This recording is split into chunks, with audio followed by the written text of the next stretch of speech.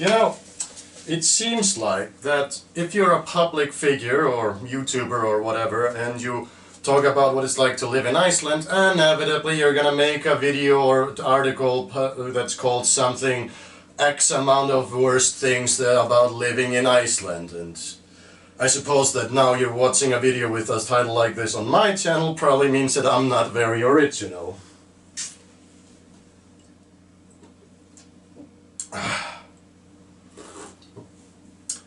Tack för björnen, Julius. Anyway, but yeah, the reason I'm making this video is because I read several articles like this or saw a few videos, and it's always kind of the same generic first worldly bull crap. It's always this, so many products are expensive in Iceland or very hard to come by them because you have to order them online from other countries. I know, it's nightmares. I mean, what did these people ever live with? What did these people do before internet, right? Fuck, even Iceland's #1 subscribed YouTuber, a young woman with the terrible disability of having been born without a personality, I'm talking about Hrafna, she has made not one, but 2 videos titled something worst things about living in Iceland. And yeah, now, in Hrafna's offense, you know, she does mention that most of this is in unimportant first world blah blah blah problems, like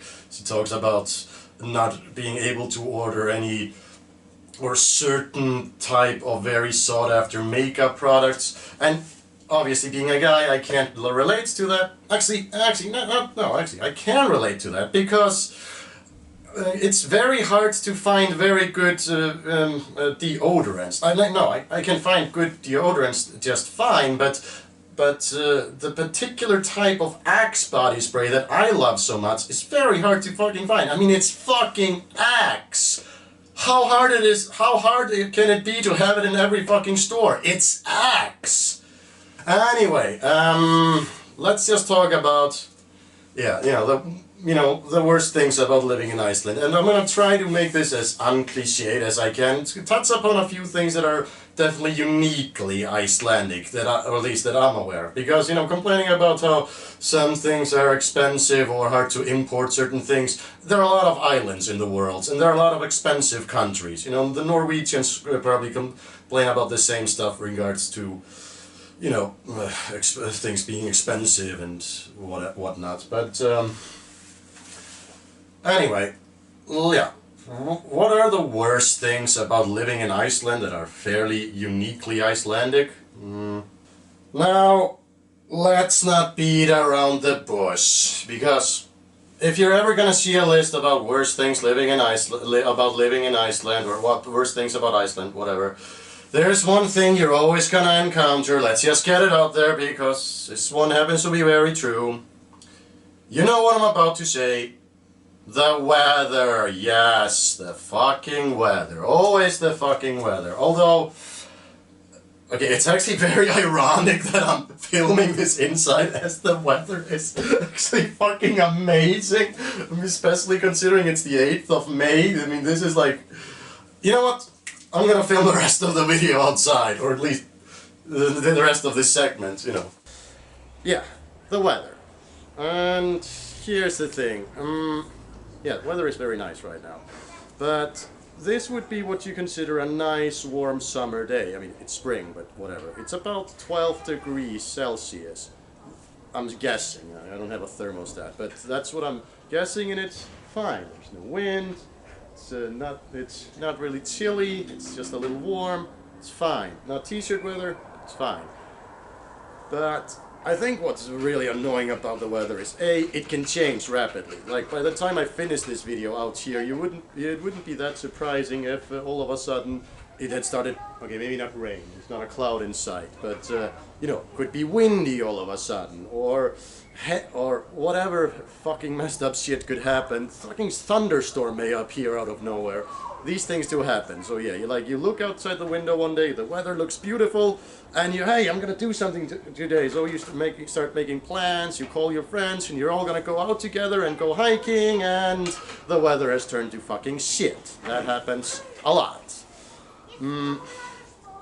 But I gotta say, I'm guessing that a lot of this, stereotype of, oh, the weather in Iceland is very bad, has to do with one simple geographical fact regarding its population. 2/3 of the Icelandic population live here, in this speck of land called the capital city area. And it's kind of the worst spot in the entire country in terms of weather. I'm not fucking kidding. I used to live in the northwest and the northeast. There we had nice, beautiful, sunny summers, lots of sunshine, not much rain, and in the winter we had actual snow, like picturesque, beautiful, snowy landscapes, which I absolutely love.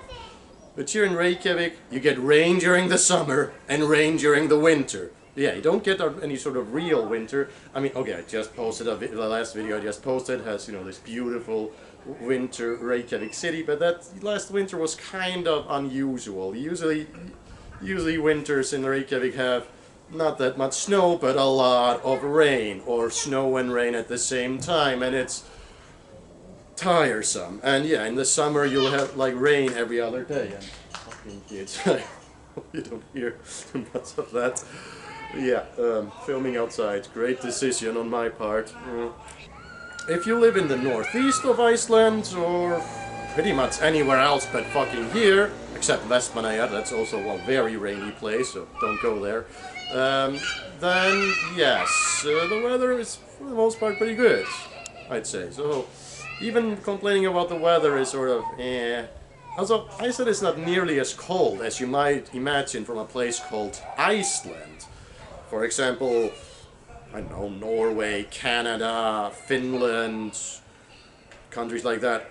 Many parts of the US, way colder in the winter. So yeah, even in that regard, you can't really complain that much here in Iceland. Like the coldest temperature that I have ever experienced living here in Iceland was -23.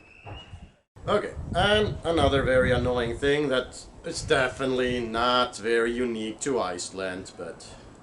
And I apologize for all of you watching this in some other countries hoping to visit Iceland one day, but one very annoying thing about living in Iceland and visiting it also, I suppose, is all the tourists.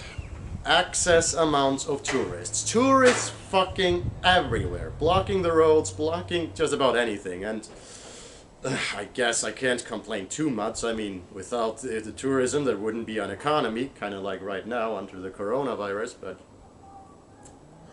yeah, there's just a lot of places, that I would usually like to visit or have visited, but I kind of don't want to do it anymore because, like I said, tourists everywhere, blah blah blah blah. Yeah, it's cliched, but let's face it, it can be annoying, but it's, but it's not all bad, I often go downtown drinking, meet a bunch of tourists from all over the world and chat with them, have beers with them, and it's nice sometimes, so, And another thing, I guess this could be put under the same hat, is that the amount of migrants that live in Iceland that don't bother to learn the fucking language. And, I can understand if they're like fresh off the plane or whatever, have only been here for an X short amount of time, but when you got people that have built a career here and lived here years on end and can barely say takk fyrir or góðan daginn, then I'm like, what the fuck?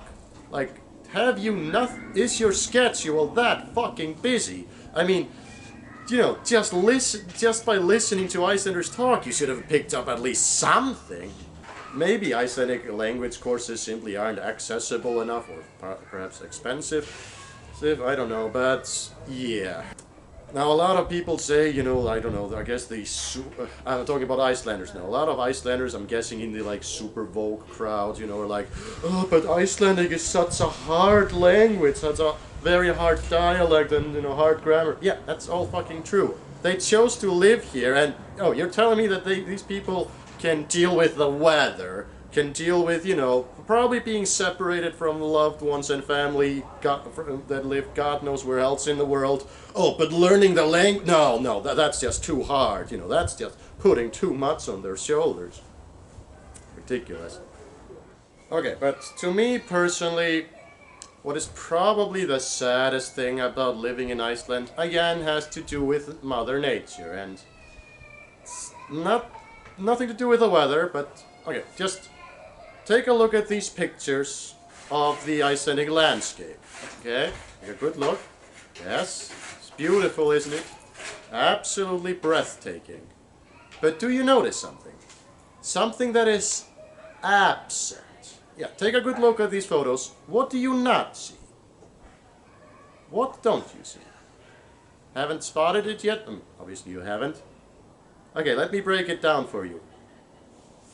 The biodiversity. This is where Mother Nature absolutely dropped the fucking ball when it came to, or, you know, when God decided to create Iceland. He apparently forgot about something. There are so few species of virtually everything. Land mammals, for example. There are like 2 species of mice, 2 species of rats, mink, Arctic foxes, reindeers. That's it, I think, in terms of land mammals. What are those? Like 7 or 8 species? Rabbits. We have rabbits now also. An invasive species, by the way. But yeah. There are no bears, no wolves, no deer, no mooses, no badgers, no vassbären, no... I mean, fuck, anything! No, like much of Iceland looks like this!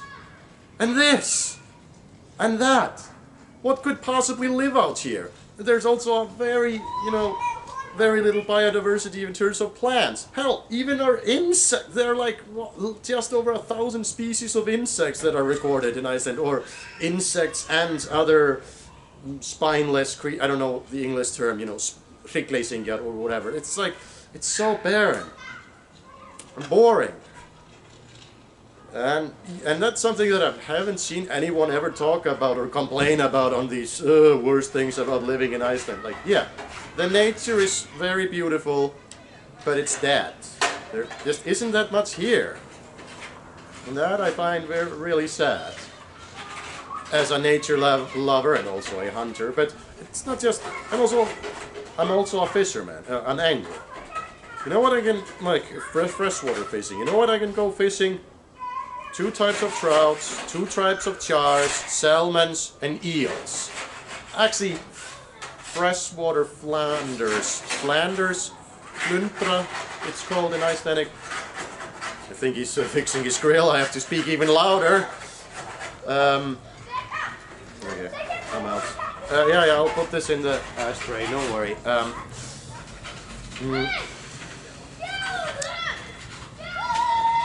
Yeah, I live right next to a kindergarten and a playground, by the way, in case you aren't able to tell. I made a very good decision to film this video outside, and I have to yell at the top of my lungs.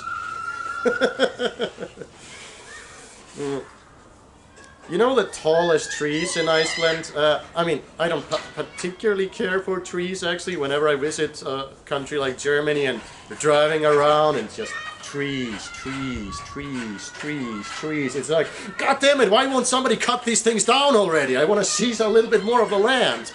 You know, the tallest tree in Iceland, not including, you know, an imported species, you know. I think the tallest natural tree in Iceland is a species of bird. The tallest one that I've seen was about, I don't know, maybe 8 meters. Oh. The dog is growling at the children. Okay, so yeah, that was my rant about negative things about living in Iceland. That's all I can think about, really, you know. Anyway, I hope you found this video informative, and I hope the background noises weren't too annoying, because I really don't feel like having to film this video again in my room. Anyway, I hope you like this video, like and subscribe and all of that, and have a nice day.